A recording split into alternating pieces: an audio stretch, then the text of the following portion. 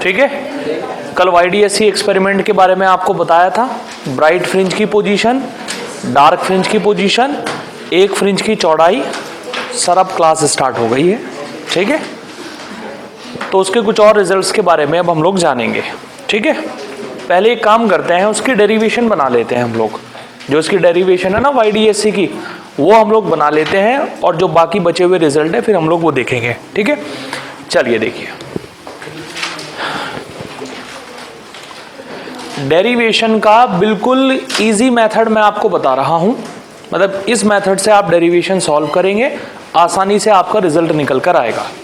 देखिए बेटा, दो सोर्स हैं हमारे पास में, एक का नाम है S1, एक का नाम है S2। इनके बीच की जो डिस्टेंस है हमारे पास में यह है स्मॉल d।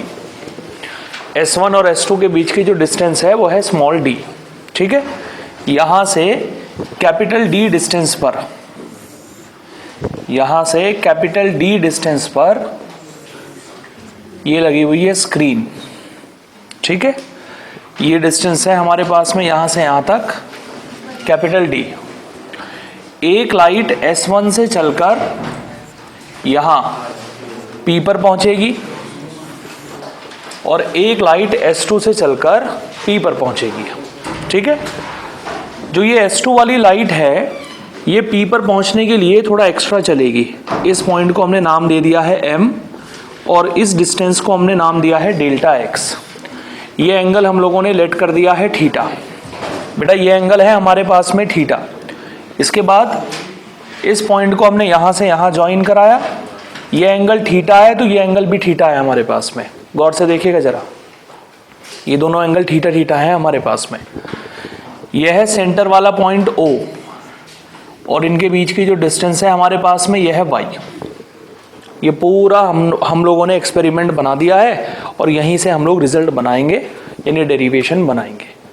सबसे पहले जो ट्राइंगल हम उठाएंगे वो ट्राइंगल होगा इन ट्राइंगल S1 S2 M। इन ट्राइंगल S1 S2 M। देखो S1 S2 M में मैं क्या लिखने वाला हूं। ट्राइंगल S1 S2 M में मैं लिखूंगा sine theta is equal to, अगर ये वाला एंगल थीटा है तो मैंने इस थीटा को साइन के साथ ले लिया, ये हो गया परपेंडिकुलर और ये हो गई हाइपोटेनियस। साइन थीटा होता है परपेंडिकुलर अपॉन हाइपोटेनियस।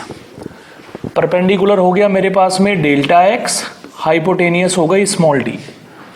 चूंकि एंगल बहुत छोटे हैं इसीलिए मैं साइन को हटाकर यहां लिख दूंगा अप्रोक्सीमेटली थीटा, और ये बन जाएगी मेरे पास में first equation. Theta is approximately equal to delta x upon small d। एक इक्वेशन तो ये बन गई हमारे पास में। अब दूसरी इक्वेशन हम बनाते हैं। देखो दूसरा ट्राइंगल हमने कौन सा लिया, मान लेते हैं कि इस पॉइंट का नाम है N। तो ये पॉइंट तो हो गया N, ये पॉइंट हो गया P, और ये पॉइंट हो गया O। हम लिखते हैं in triangle NPO। In triangle NPO tan theta is equal to, tan theta की वैल्यू देखो क्या होगी। tan थीटा होगा, ये तो हो गया परपेंडिकुलर बेटा, यहां से लेकर यहां तक, ये तो हो गया परपेंडिकुलर y, और ये हो गया हमारे पास में बेस, ये हो गया बेस, ये तो हो गया परपेंडिकुलर।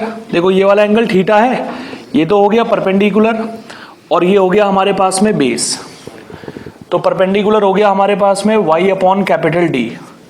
चूंकि एंगल बहुत छोटे हैं तो यहां भी tan को हटाकर मैंने लिख दिया सिर्फ थीटा।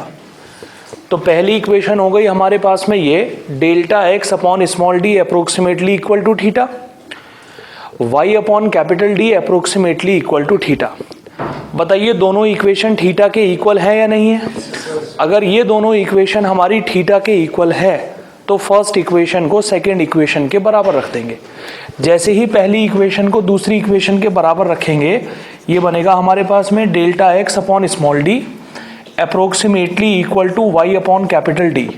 तो यहाँ से y की वैल्यू जो निकल कर आएगी हमारे पास में, ये निकल कर आएगी delta x capital D upon small d।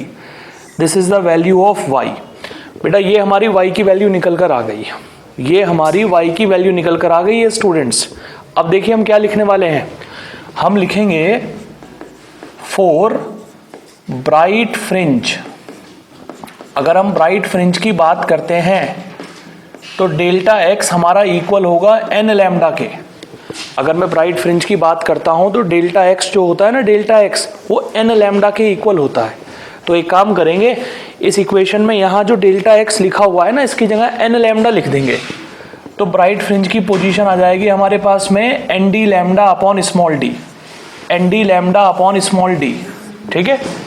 अगर मैं बात करता हूं डार्क फ्रिंज की, फॉर डार्क फ्रिंज, अगर मैं डार्क फ्रिंज की बात करता हूं तो डेल्टा x की जगह हम लिखेंगे 2n+1 लैम्डा बाय 2। तो डार्क फ्रिंज की जो पोजीशन निकल कर आएगी वो आएगी 2n+1, यहाँ हो जाएगा d लैम्डा और अपॉन में हो जाएगा हमारे पास में 2d। ये तो हो गया पोजीशन ऑफ ब्राइट फ्रिंज, ये हो गई पोजीशन ऑफ डार्क फ्रिंज। एक पट्टी की जो चौड़ाई होती है उसे हम लोग बोलते हैं बीटा। क्या बोलते हैं बच्चों? और उस बीटा की वैल्यू है हमारे पास में d lambda upon small d, d lambda upon small d। देखो इस डेरिवेशन को करने का इससे आसान तरीका कुछ नहीं हो सकता, ये सबसे आसान तरीका है इस डेरिवेशन को करने का। मैं डेरिवेशन एक बार और आप लोगों को बता रहा हूं, अच्छे से देख लेना, इंपॉर्टेंट डेरिवेशन है, फिर और रिजल्ट्स के बारे में जानेंगे इसके।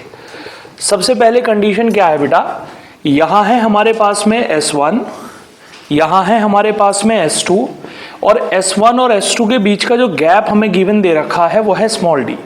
ठीक है, ये जो गैप है हमारे पास में ये है स्मॉल d। यहाँ से कुछ डिस्टेंस पर ये स्क्रीन लगी हुई है और इन दोनों के बीच का जो गैप है हमारे पास में यह है कैपिटल D।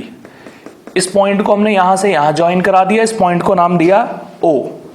एक लाइट S1 से चलकर P पर पहुंचती है बच्चों यहाँ पर, और एक लाइट S2 से चलकर P पर पहुंचती है यहाँ पर। आपको साफ साफ दिखाई दे रहा होगा, S2 से जाने वाली लाइट को थोड़ा ज़्यादा चलना पड़ेगा। कितना ज़्यादा चलना पड़ेगा जरा ये देखते हैं हम लोग। S2 से पहुंचने वाली लाइट को इतना ज़्यादा चलना पड़ेगा, इसे हम कहेंगे डेल्टा x। क्या कहेंगे? इस डेल्टा x को बच्चों हम बोलते हैं पाथ डिफरेंस। क्या बोलते हैं? अच्छा, इसके बाद देखो एक और कंडीशन, गौर से देखना जरा। इस पॉइंट को हमने यहाँ से यहाँ मिला दिया, ये डिस्टेंस है हमारे पास में y। P पर कोई भी एक पट्टी बन रही है, चाहे वो ब्राइट है या डार्क है, और यहाँ से यहाँ तक की जो डिस्टेंस है हमारे पास में वो है y। जरा गौर से देखना, ये वाला एंगल है हमारे पास में थीटा, ये वाला एंगल भी थीटा है और ये वाला एंगल भी थीटा है, because angle are very smaller. Angle बहुत छोटे हैं, एंगल बहुत छोटे मानकर हमने इन दोनों एंगल को थीटा थीटा मान लिया। मतलब आप ये समझो कि आधा काम आपका यहाँ खत्म हो गया, डायग्राम से आधा काम आपका खत्म हो गया। अब आपको दो ट्राइंगल उठाने हैं। एक ट्राइंगल का नाम है S1 S2P, S1 S2M, sorry S1 S2M, और दूसरा ट्राइंगल आपको उठाना है NPO। ठीक है, चलिए दोनों ट्राइंगल में लिख देता हूं। पहला ट्राइंगल देखिए, in triangle S1 S2M sine theta is equal to perpendicular upon hypotenuse. Angles are very smaller, तो इसलिए साइन को हटाकर सिर्फ थीटा के बराबर लिख दिया। अब दूसरे ट्राइंगल पर आते हैं। In triangle NPO, in triangle NPO tan theta is equal to perpendicular upon base. This is perpendicular और यह है यहां से यहां तक बेस। हमने tan को हटाकर सिर्फ थीटा लिख दिया, ये हो गई दूसरी इक्वेशन। दोनों इक्वेशन थीटा थीटा के बराबर हैं, तो दोनों को आपस में बराबर रखा, delta x upon small d, और ये हो गया y अपॉन कैपिटल D। यहां से जो y की वैल्यू निकल कर आएगी हमारे पास में वो ये निकल कर आएगी, delta x capital D small d। पहले ये बताओ स्मॉल d समझ पा रहे हो क्या है? स्मॉल d है S1 और S2 के बीच का गैप। जो S1 S2 के बीच का गैप है वो हमारा स्मॉल d है। और स्मॉल d की वैल्यू अगर हमें गिवन नहीं होती है ना किसी क्वेश्चन के अंदर, तो हम 2 मिलीमीटर मानकर चलते हैं, 2 मिलीमीटर। समझ आ रही है बात? कैपिटल D क्या है हमारे पास में? ये जो स्लिट्स यहाँ लगी हुई है और ये जो स्क्रीन यहाँ लगी हुई है, स्लिट से लेकर स्क्रीन के जो बीच का गैप होता है उसे हम बोलते हैं कैपिटल डी। क्या बोलते हैं? और अगर कैपिटल डी की वैल्यू कहीं हमें गिवन नहीं होती है तो हम मानकर चलते हैं 1 मीटर। कितना मानते हैं? स्मॉल डी को मानते हैं 2 मिलीमीटर, स्मॉल डी को मानते हैं 2 मिलीमीटर और कैपिटल डी को हम लोग मानते हैं 1 मीटर। हमारे पास में वैल्यू आ गई है बच्चों, ये y is equal to delta x capital D upon small d. अब ये डेल्टा एक्स यहां से कंडीशन बनाएगा। मैं यहां जरा आपके सामने वैल्यू लिख देता हूं कि मेरे पास में वैल्यू आ गई है y is equal to delta x capital D upon small d. मैं इसे 2 कंडीशंस में डिवाइड कर देता हूं बच्चों। देखो 2 कंडीशंस कौन कौन सी है। सबसे पहले हम बात करते हैं for bright fringe. For bright fringe, बेटा आप लोगों को याद होना चाहिए अगर ब्राइट फ्रिंज की बात हो रही है ना तो डेल्टा एक्स की वैल्यू होगी एन लैम्डा। अरे क्या होगी? और ये एन यहां कहां से स्टार्ट होने वाला है? 0 से स्टार्ट होने वाला है, ध्यान रखिएगा। बस आपको एक काम करना है, ये जो डेल्टा एक्स की वैल्यू यहां लिखी हुई है इस वैल्यू को उठाकर यहां डेल्टा एक्स की जगह पुट कर देना है, तो ब्राइट फ्रिंज की पोजीशन निकल कर आ जाएगी n d lambda upon d. बाकी का काम मैं प्रीवियस क्लास में आपको सिखा चुका हूं कि कैसे आप ब्राइट की पोजीशन निकालेंगे। सिखा चुका हूं ना प्रीवियस क्लास में। सेकंड ब्राइट कहां बनेगी, थर्ड ब्राइट कहां बनेगी, फिफ्थ ब्राइट कहां बनेगी, बस एन की जगह नंबर उठाकर आपको पुट करना है, ठीक है। अब आते हैं हम डार्क पर। फॉर डार्क फ्रिंज, देखो बेटा ध्यान से, फॉर डार्क फ्रिंज, अगर आप डार्क फ्रिंज की बात करते हैं तो डेल्टा एक्स की वैल्यू होगी आपके पास में 2n+1 लैम्डा बाई 2। बताइए यहां n की शुरुआत किससे होने वाली है? यहां भी n की शुरुआत काहे से होने वाली है? 0 से। 0 1 2 3। बस शर्त इतनी है, अगर दूसरी डार्क की बात करेगा तो n की जगह 1 रखेंगे, फिफ्थ डार्क की बात करेगा तो 4 रखेंगे, यानी वो जिस डार्क की बात करेगा आपको उससे एक कम पुट करना है वहां पर। समझ आ गई ना बात? बस एक काम करिए, डेल्टा एक्स की वैल्यू यहां से उठाइए, यहां पुट कर दीजिए, तो बेटा डार्क फ्रिंज की पोजीशन निकल कर आएगी आपके पास में 2n+1 D lambda upon 2d। This is the position of dark fringe from the central maxima. जो सेंट्रल मैक्सिमा यानी सेंटर पॉइंट पर ब्राइट बनती है ना, वहां से डार्क फ्रिंज की पोजीशन का फॉर्मूला ये है और वहां से ब्राइट फ्रिंज की पोजीशन का फॉर्मूला हमारे पास में ये है, ठीक है। अच्छा, अब जितनी भी पट्टियां हमारे पास में स्क्रीन के ऊपर बनती हैं, ये जो पट्टियां हमारे पास में स्क्रीन के ऊपर बनती है ना कुछ ऐसे, ये सेंट्रल ब्राइट कहलाती है बच्चों। याद है आप लोगों को? एक यहां बनेगी, एक यहां बनेगी, इसी तरीके का काम हमारा चलता जाएगा, ठीक है। ये सेंट्रल ब्राइट कहलाएगी, ये 0 नंबर की डार्क कहलाएगी, ये पहले नंबर की ब्राइट कहलाएगी, ये पहले नंबर की डार्क कहलाएगी, ये दूसरे नंबर की ब्राइट कहलाएगी। बोलो बताया था या नहीं बताया था? एक पट्टी की जो चौड़ाई का फॉर्मूला हमने आपको बताया था कि भाई एक पट्टी की जो चौड़ाई रहेगी वो बीटा रहेगी, और बीटा का फॉर्मूला रहता है d lambda upon d. D lambda upon फॉर्मूले में आप जरा ध्यान से देखिए, beta is depend on 3 factor. Number 1, beta is directly proportional to capital D. जो बीटा है वो कैपिटल डी के डायरेक्टली प्रोपोर्शनल है। कैपिटल डी क्या होता है जरा समझिए, यह है S1, यह है S2, इन्हें बोलते हैं स्लिट्स। क्या बोलते हैं? इनके जो बीच का गैप होता है उसे क्या बोलते हैं? Small D. क्या बोलते हैं? और ये गैप क्या कहलाता है? देखो कैपिटल डी को जितना ज्यादा आप रखोगे, कैपिटल डी यानी इनके बीच का गैप जितना ज्यादा होगा, क्योंकि डायरेक्टली प्रोपोर्शनल है, कॉमन सी बात है, इनके बीच का गैप जितना ज्यादा होगा बीटा उतना ज्यादा निकल कर आएगा। समझ आ रही है बात? यानी डी जितना ज्यादा होगा बीटा की वैल्यू उतनी ज्यादा होगी। नंबर 2 पर आते हैं हम लोग। देखो बेटा नंबर 2 क्या है? Beta is directly proportional to lambda. फॉर्मूले के according beta is directly proportional to lambda. जिस कलर के लिए लैम्डा की वैल्यू ज्यादा होगी उसी कलर के लिए बीटा ज्यादा होगी। अब हमारे पास में 7 कलर है, वॉयलेट से लेकर रेड तक, और 7 के 7 कलर में अगर देखा जाए तो रेड कलर की वेवलेंथ सबसे ज्यादा होती है। पता होती है नहीं होती है? तो अगर मैं रेड कलर का यूज करूं तो सबसे बड़ी मुझे पट्टी मिलेगी उसके अंदर, यानी सबसे चौड़ी फ्रिंज हमें वहां मिलेगी, ठीक है। तो हम ये कह सकते हैं जो लैम्डा है वो रेड कलर के लिए तो है ज्यादा और वॉयलेट कलर के लिए है कम। सो बीटा भी हमारा रेड कलर के लिए ज्यादा होगा और वॉयलेट कलर के लिए कम होगा। ये काफी इंपॉर्टेंट क्वेश्चन है बच्चों, ध्यान रखिएगा। आपके पास में जो पूरा कलर का पैटर्न है वो ये है विबग्योर, बोलो है या नहीं है। अब आपको इनमें से ना बीच में से कोई भी रैंडम से 2 कलर उठाकर दे देंगे। जैसे आपको दे दिया कि एक बार हमने ग्रीन कलर का यूज किया, एक बार हमने ऑरेंज कलर का यूज किया। बताइए किस केस में बीटा आपको ज्यादा मिलेगा। ऑरेंज की वेवलेंथ ज्यादा है तो इसलिए ऑरेंज के केस में बीटा ज्यादा मिलेगा और ग्रीन के केस में कम मिलेगा। तीसरा फैक्टर जो बीटा को इफेक्ट करता है, थर्ड फैक्टर है जो बीटा को इफेक्ट करता है स्मॉल डी। क्या है बेटा? Small d. ठीक है, स्मॉल डी है S1 और S2 के बीच का गैप। अगर मैं स्मॉल डी को बढ़ाऊंगा तो बीटा हमारा घटता चला जाएगा, यानी बीटा की वैल्यू कम होनी स्टार्ट हो जाएगी।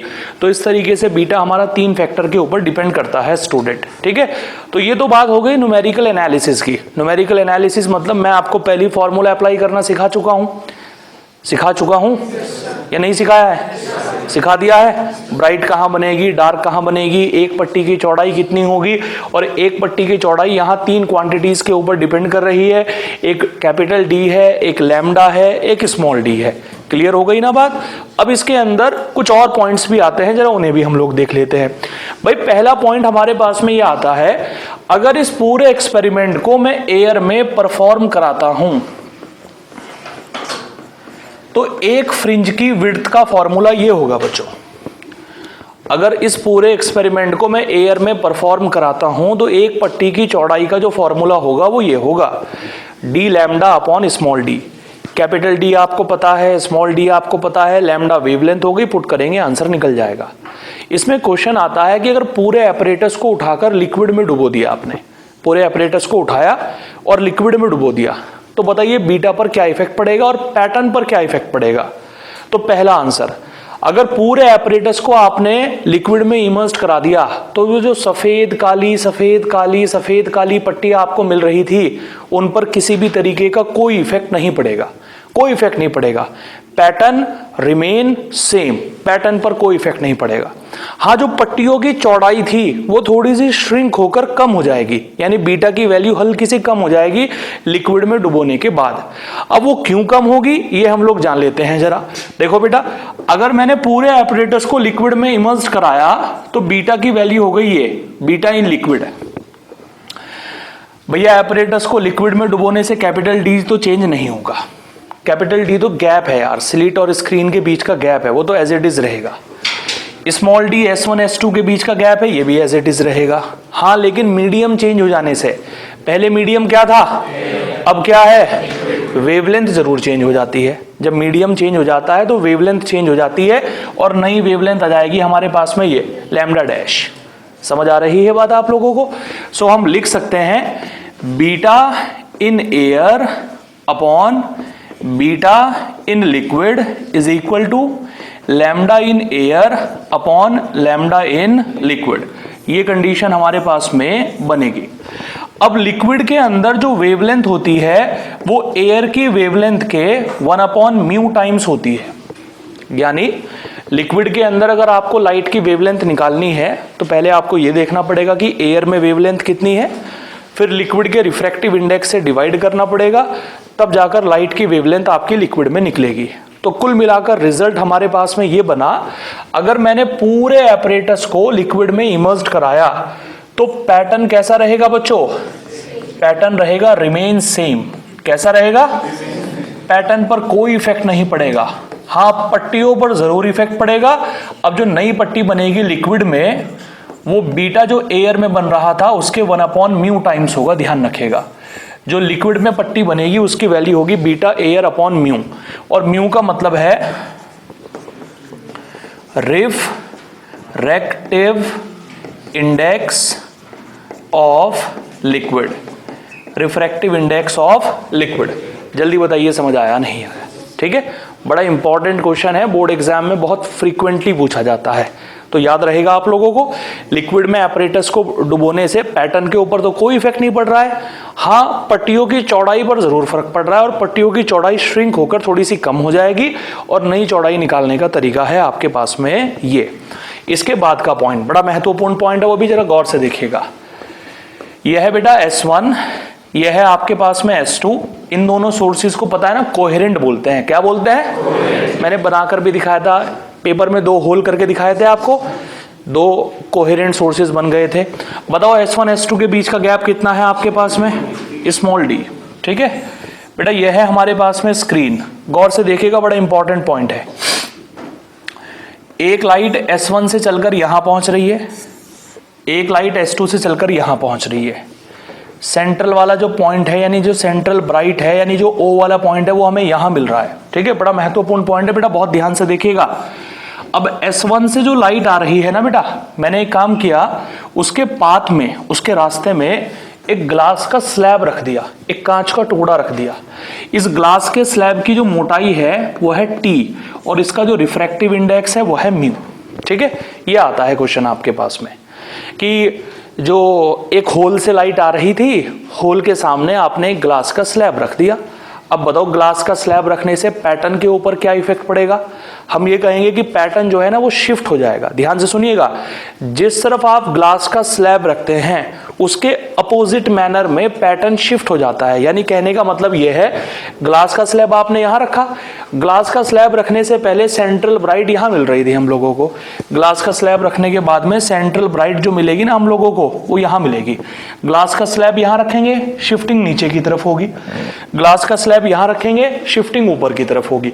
बताओ समझ आया नहीं आया? इतना शिफ्ट कर जाएगी सेंट्रल ब्राइट। अरे क्या शिफ्ट कर जाएगी? और ये जो शिफ्टिंग होगी ना बेटा यहां से यहां तक की, इसे हम कहेंगे डेल्टा वाई। क्या कहेंगे? नहीं समझ में आया? जल्दी बोलो। अब कितनी होगी इसकी वैल्यू जरा देख लेते हैं एक बार। इसकी वैल्यू होगी हमारे पास में कैपिटल डी।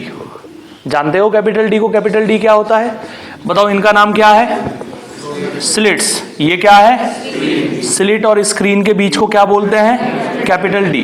ठीक है, कैपिटल डी के साथ में है स्मॉल टी। क्या है स्मॉल टी जरा बताइए? ग्लास स्लैब की जो थिकनेस है वो स्मॉल टी है। ठीक है, साथ में है आपके पास में म्यू -1। जानते हैं म्यू क्या है? ग्लास का जो रिफ्रैक्टिव इंडेक्स है वो म्यू है। ग्लास का जो रिफ्रैक्टिव इंडेक्स है वो क्या है बेटा? म्यू। समझ आ रही है बात आप लोगों को? और अपॉन में आएगा आप लोगों के स्मॉल डी। इतनी शिफ्टिंग हो जाएगी, इतनी शिफ्टिंग हो जाएगी।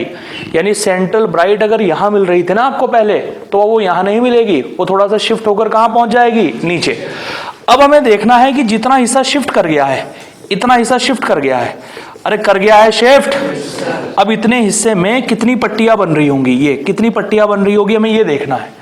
बताइए, एक पट्टी की चौड़ाई कितनी होती है? D lambda upon small D.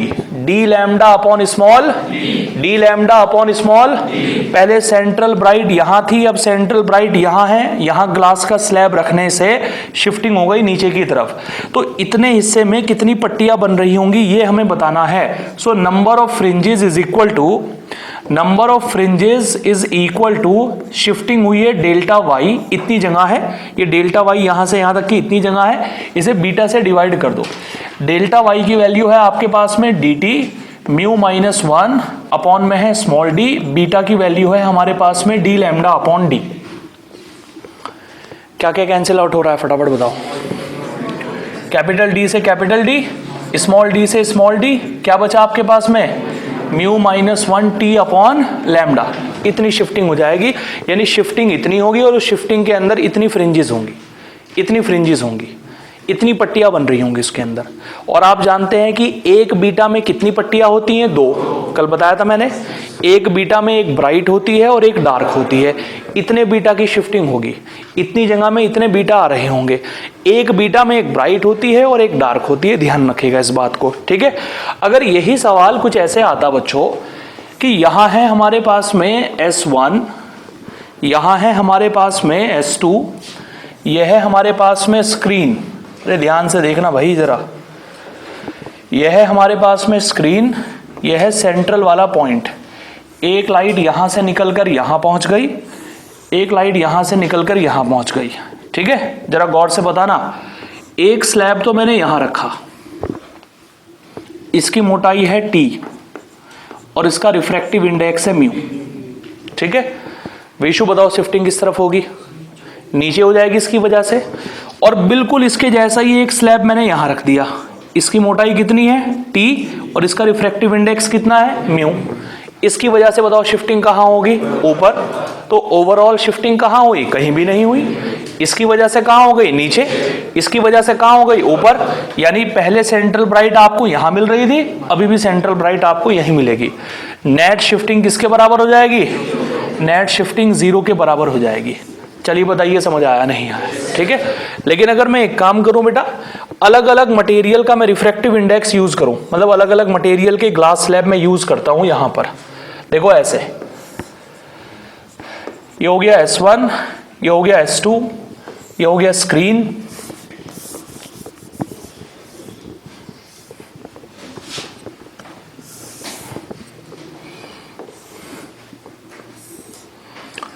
एक लाइट यहां से चलकर यहां पहुंची, एक लाइट यहां से चलकर यहां पहुंची। मैंने एक ग्लास स्लैब यहां यूज किया, मोटाई T है, रिफ्रैक्टिव इंडेक्स है μ1। एक ग्लास स्लैब का मैंने यहां यूज किया, मोटाई इसकी भी T है, रिफ्रैक्टिव इंडेक्स है इसका μ2। देखो पिछले केस में दोनों का रिफ्रैक्टिव इंडेक्स बिल्कुल सेम था, दोनों ग्लास के बने हुए थे। यहां अलग अलग मटेरियल के बने हुए हैं। अब डिपेंड करेगा कि कौन सा मटेरियल ज्यादा डेंसर है। फॉर एग्जाम्पल, अगर ये ज्यादा डेंसर हुआ तो ओवरऑल शिफ्टिंग कहाँ होगी? नीचे। कहाँ होगी? नीचे। और अगर ये ज्यादा डेंसर हुआ तो ओवरऑल शिफ्टिंग कहाँ होगी? ऊपर। बताइए समझ आया नहीं आया? हम मान लेते हैं इसका जो रिफ्रैक्टिव इंडेक्स है μ1 वो लेस देन है μ2 के। ठीक है। बताइए ज्यादा डेंसर कौन है? ये वाला है। अगर ये ज्यादा डेंसर है और वो कम डेंसर है तो शिफ्टिंग कहाँ होगी? ऊपर। पहले सेंट्रल ब्राइट हमें यहां मिल रही थी, अब सेंट्रल ब्राइट हमें यहां ना मिलकर यहां मिलेगी। ये हो गई शिफ्टिंग, इतनी शिफ्टिंग हो गई, डेल्टा वाई हो गई इतनी शिफ्टिंग। अब बताइए ये डेल्टा वाई किसके इक्वल होगी? ये डेल्टा वाई होगी कैपिटल डी। प्रियांशु क्या है कैपिटल डी?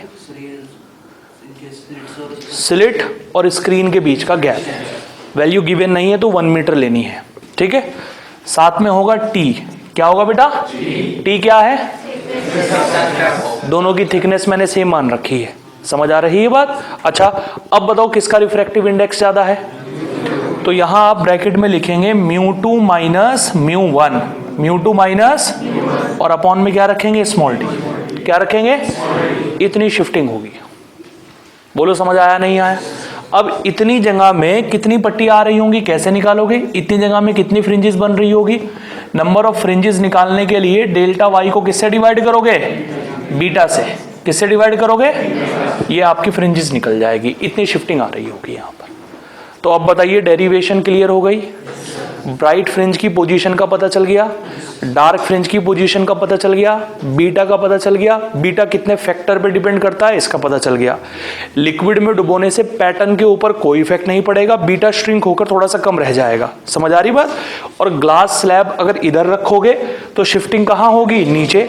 ग्लास स्लैब यहां रखोगे तो शिफ्टिंग कहाँ होगी? ऊपर।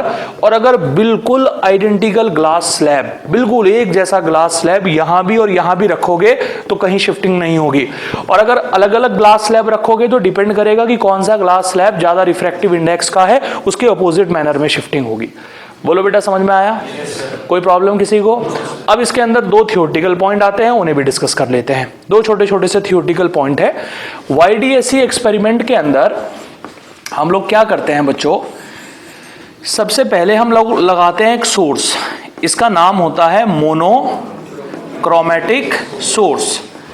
तुम में से कोई मुझे बता सकता है कि क्या मतलब है इसका?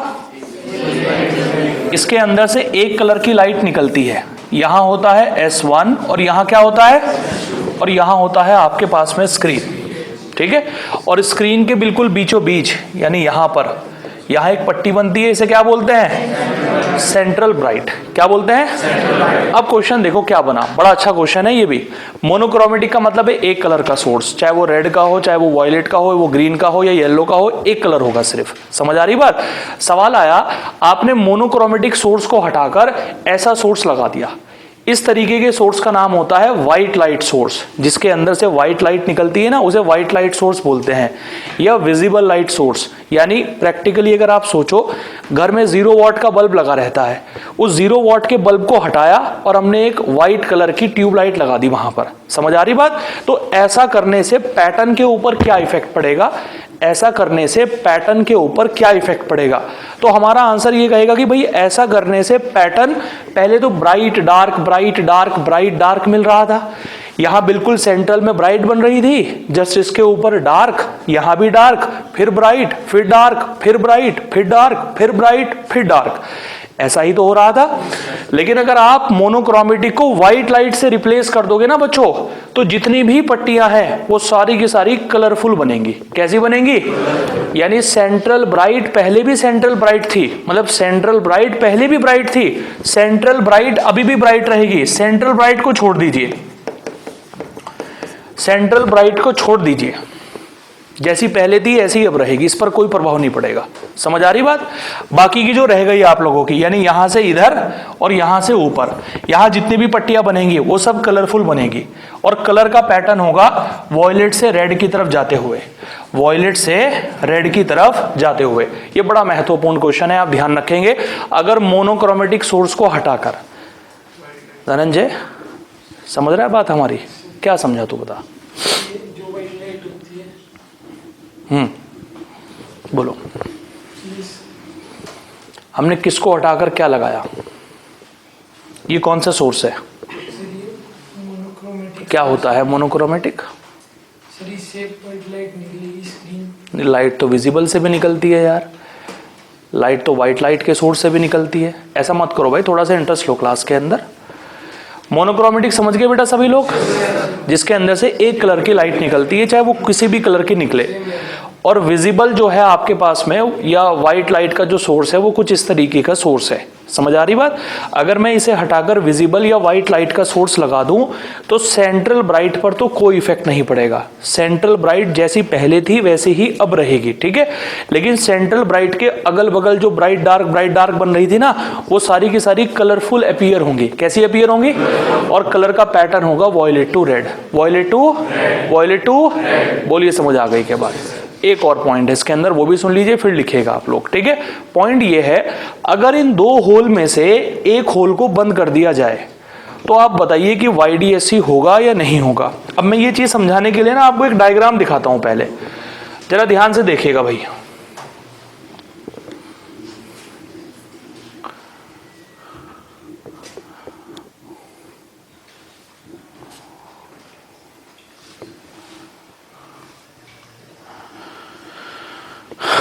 देखो ध्यान से देखना जरा, ये 2 होल दिख रहे हैं आपको? अगर मैं इन 2 होल में से एक होल को बंद कर देता हूं, यार पहले तो ये देखो कि इंटरफेरेंस या YDSC होने के पीछे का मेन लॉजिक क्या है। मेन लॉजिक ये है कि यहां से ये कैंडल दिख रही है आपको, यहां से इस कैंडल से अकेली कैंडल लगी हुई है, यहां से लाइट निकलती है, पहले एक होल से गुजरती है, दिख रहा है एक होल, इसे बोलते हैं single slit diffraction. Single slit diffraction, एक ही होल है ना, ये सिंगल स्लिट कहलाता है। फिर ये डबल स्लिट से गुजरती है, तो यही लाइट 2 हिस्सों में बढ़ जाती है 2 हिस्सों में, यहां से एंटर करती है, यहां से एंटर करती है, आपस में सुपर इंपोज करती है। क्या करती है? तब जाकर हमें स्क्रीन के ऊपर सफेद काली पट्टियां दिखाई देती हैं। समझ आ रही बात? यानी YDSC होने के पीछे का मेन कारण है इन 2 होल से निकलने वाली वेव्स का आपस में कट करना एक दूसरे को। क्या करना? अगर मैं इनमें से एक होल को बंद कर दूंगा, यहां पर बंद कर दिया मैंने एक होल को, तो भैया 2 होल के अंदर से लाइट निकलेगी, आपस में कट करेगी, तभी तो YDSC होगा। अब कितने होल बचे यहां पर? तो ये डबल स्लिट थोड़ी रह गया, ये क्या रह गया? ऐसे वाली कंडीशन बन गई। बताओ बन गई या नहीं बन गई? तो क्या YDSC होगा? नहीं होगा, कोई पैटर्न आप लोगों को मिलने वाला नहीं है जी। 2 से ज्यादा में फिर हम ये वाली कंडीशन नहीं पढ़ते। अगला जो टॉपिक आएगा ना, डिफ्रैक्शन, शेडो बननी स्टार्ट हो जाती है वहां पर। जैसे मैं लाइट के सोर्स के सामने अपनी फिंगर्स कर देता हूं यहाँ ऐसे, तो वहाँ शेडो बननी स्टार्ट हो जाएगी। तो ये कई सारे सोर्स हैं, 1 2 3 4 5 इस तरीके से, तो शेडो बननी स्टार्ट हो जाती है। वो डिफ्रैक्शन में पढ़ेंगे हम लोग, ठीक है ना। तो ये कंडीशन आएगी बच्चों। तो सारे थियोरेटिकल पॉइंट हो गए, सारे न्यूमेरिकल वाले पॉइंट हो गए। अब तो सिर्फ क्वेश्चंस बचे हैं, इसके ऊपर हम क्वेश्चंस बनाएंगे इसके ऊपर। चलिए नोट करिए।